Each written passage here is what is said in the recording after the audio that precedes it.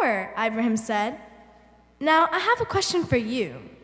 How many days did it take God to create the earth? The driver didn't know. It took 6 days, Ibrahim said. If you want to know more about what God does, you should buy a book from my mom. It's called Only Allah Gives Us Peace. Some people on the bus heard Ibrahim talking to the driver. One of them asked Ibrahim's mother about the book Ibrahim had mentioned. She told them that the book is about people who are faithful to Allah, God. How can we get the book? The man asked. Ibrahim's mother usually sold the book to help pay for their bus fare, but she let Ibrahim give a copy to each of the people on the bus for free. Ibrahim walked down the aisles giving one to each person. The people smiled and said, Zagol, thank you. As Ibrahim and his mother got off the bus, they noticed several passengers reading the book he'd give them. We've just arrived at the village, and already we've shared God's word with so many people, he realized. At school, every student takes part in a religion class. One day, Ibrahim's teacher read the story of Noah. Then she quizzed the students about the story. What did God tell Noah to do? She asked. Abraham raised his hand. God told Noah to build a boat, he answered. Yes, the teacher said. And how long did it take him to build that boat? It took Noah 120 years to build the boat and warn the people about the flood. Abraham answered confidently. But no one chose to enter the boat except Noah and his family, 8 people. So God sent the animals into the boat and closed the door. Then the flood came. How do you know so much about this story? The teacher asked. My mother and I read the sacred writings together, Abraham said. Abraham and his mother share God's message of love in a land where Jesus isn't worshipped as a god. Our mission offerings help believers in difficult countries to share God's message of hope with people who've never heard. Thank you for giving so that others can hear God's message of love.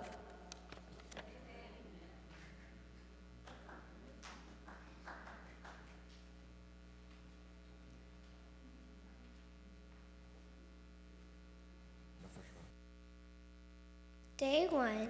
God's love helped us stand strong. I love you, Lord. You are my strength. Psalms 18, verse 1.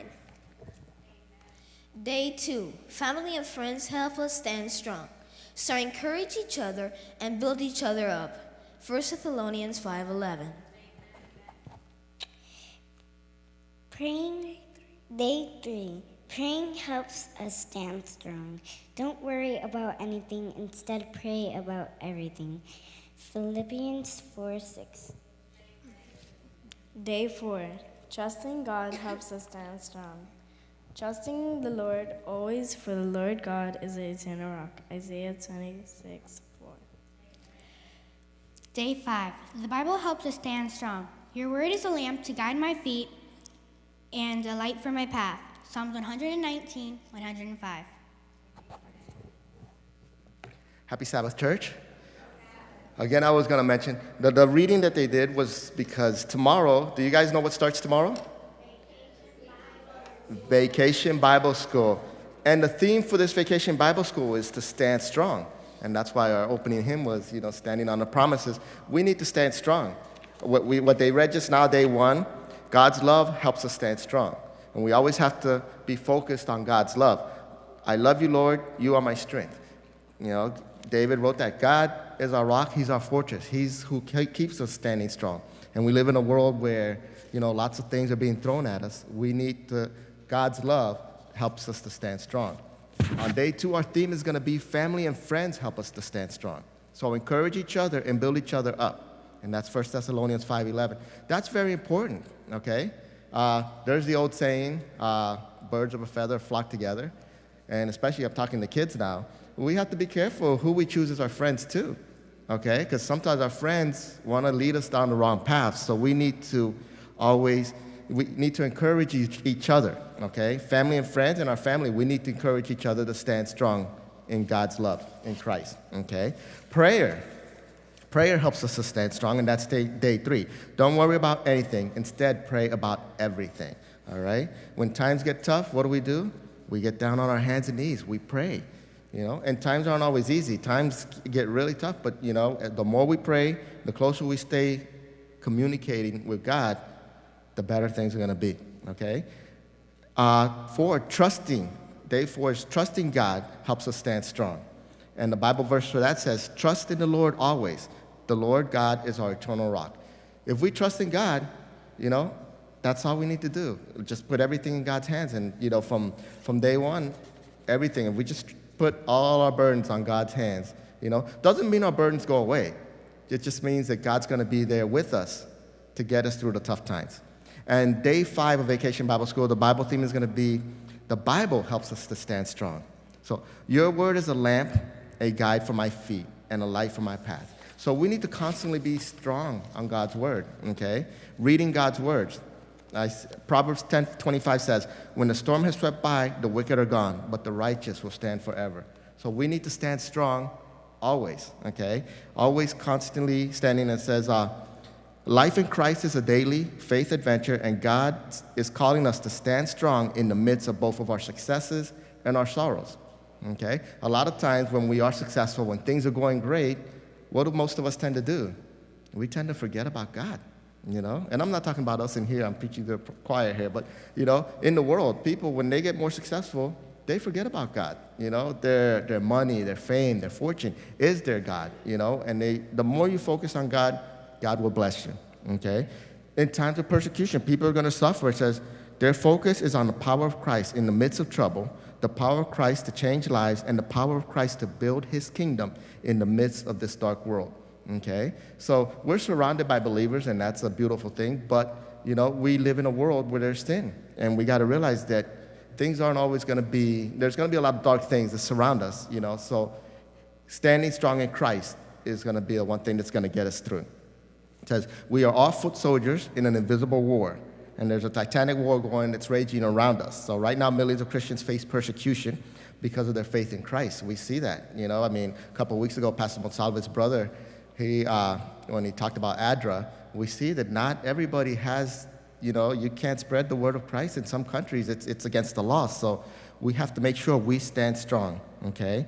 So it says, Bible prophecy reveals how religious politics will shape the future of America and curtail our freedoms, leading to a terrible climax in which evil will fall in a glorious triumph of love, okay? So there's going to be sin around us, and we have to be strong. And I love this book. I actually got it from the counter up there. They have them. It says The Day Evil Dies. They also have them at ABC for about $1. Here's an interesting story. It says, after being tortured with red-hot pokers, after being locked in a room with starving rats, after being made to stand up for 2 weeks straight, a pastor named Floresco refused to reveal the names of other Christian believers. The communists then brought his 14-year-old son into the prison and beat him in front of his father. As Floresco cried out, the child screamed, "Father, don't do me the injustice to have a traitor as a parent. Withstand. If they kill me, I will die with the words, Jesus and my father's land." Enraged, the communists killed the child, and the boy's young blood splattered over the cell wall as the father helplessly watched. Things like that are going on in this world. We don't see it because we are blessed to be in this wonderful country, but things like that are going on in this world. But we are also surrounded by, things, by sin. Sin is surrounding us. Not as bad as that. The evil that we're seeing isn't, quite as tragic as in this book, but we're surrounded by evil all the time. And it may be small things that we get kind of caught in the little traps ourselves. I don't know if you guys have ever heard the boiled frog syndrome. Have you guys ever heard the boiled frog syndrome before? You put a frog in the boiling water, and what does it do? It jumps right out. It burns and it jumps out and it jumps away. Okay, this was a biology experiment when I was in college. So you put a frog in room temperature water and you put the heat up on the water, it just sits there. The water starts to boil and the frog just sits there and it boils and it dies. Okay? we're surrounded. We're in the boiled frog syndrome because we're actually surrounded by things. Oh, we could do this on the Sabbath. That's not a big thing. It's a gray area. Or, oh, a little white lie. That's not a big deal. So we actually, and before we know it, we're caught up, God's path is right here, but we kind of tend to take these just a little path. Before we know it, God's way over there, and he doesn't hear us because we've turned our back on him. Okay, so beware of the boiled frog syndrome because that's around us all, and sometimes just little things that we may not think, just a little white lie. That's not hurting anybody, but yes, it is because you're going against God's commandments. So stand strong till Jesus comes. That's the theme. We need to stand strong. Remember, tomorrow VBS starts. Let everything we do, put all our burdens at the feet of Jesus.